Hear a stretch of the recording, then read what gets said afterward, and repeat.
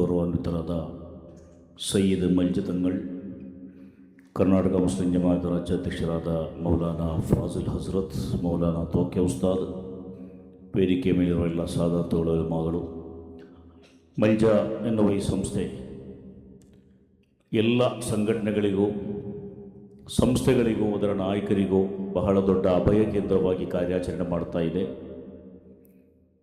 ಇದು ಅಹ್ಲು ಸುನ್ನತ್ ವಲ್ ಜಮಾಅತಿನ ಸಂಘಶಕ್ತಿಯನ್ನು ಪೋಷಿಸುವ, ಅದಕ್ಕೆ ಆಸರೆಯಾಗುವ ಕಾರ್ಯಚಟುವಟಿಕೆಗಳನ್ನು ದಶಕಗಳಿಂದ ಮಾಡುತ್ತಾ ಇದೆ.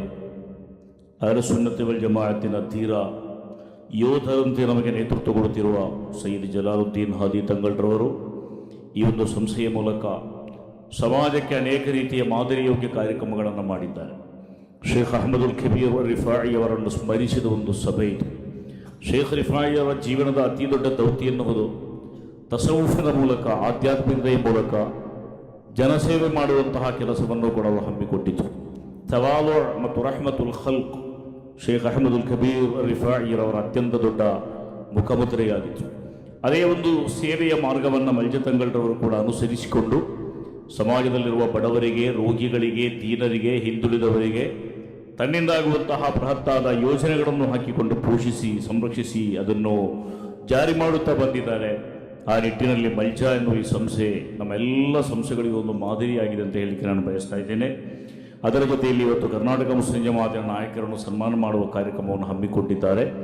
ನಾಯಕರು ಅಂತ ಹೇಳಿದರೆ ಯಾವುದೇ ಒಂದು ಸಂಘಟನೆಯ ನಾಯಕತ್ವ ಅನೇಕ ರೀತಿಯ ಒತ್ತಡಗಳಿಂದ, ಅನೇಕ ರೀತಿಯ ಸಮಸ್ಯೆಗಳಿಂದ, ಸಮಾಜದ ಸಮಸ್ಯೆಗಳನ್ನು ತಮ್ಮ ಸ್ವಂತ ಸಮಸ್ಯೆಗಳನ್ನಾಗಿ ಮಾಡಿಕೊಂಡು ಮುಂದುವರಿಯುವಂತಹ ಒಂದು ಮಾನಸಿಕ ಪರಿಸ್ಥಿತಿಯಿಂದ ಮುಂದಕ್ಕೆ ಹೋಗುವಾಗ ಅವರಿಗೆ ಎಲ್ಲ ರೀತಿಯಿಂದಲೂ ಒಂದು ಮೋಟಿವೇಶನ್ ಕೊಡುವಂಥದ್ದು ಬಹಳ ಅಗತ್ಯವಿರುತ್ತದೆ.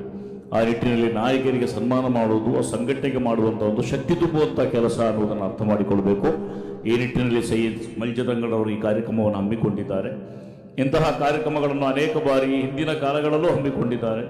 ನಾನು ಕರ್ನಾಟಕ ರಾಜ್ಯ ಸುನ್ನಿ ಯುವಜನ ಸಂಘದ ಪ್ರಧಾನ ಕಾರ್ಯದರ್ಶಿಯಾದಾಗ ನನಗೂ ಅದರ ಅಧ್ಯಕ್ಷರಾದ GM ಕಾಮಿಲ್ ಸಖಾಫಿ ಉಸ್ತಾದರಿಗೂ ಇಂತಹ ಒಂದು ವೇದಿಕೆಯನ್ನು ಸಂಘಟಿಸಿ ಸಲಾತ್ ಮಜ್ಲಿಸ್ನಲ್ಲಿ ಸಯ್ಯದ್ ಮಲ್ಜತಂಗಳ್ ಬಹಳ ದೊಡ್ಡ ಒಂದು ಗೌರವಗಳನ್ನು ಕೊಟ್ಟಿದ್ದರು.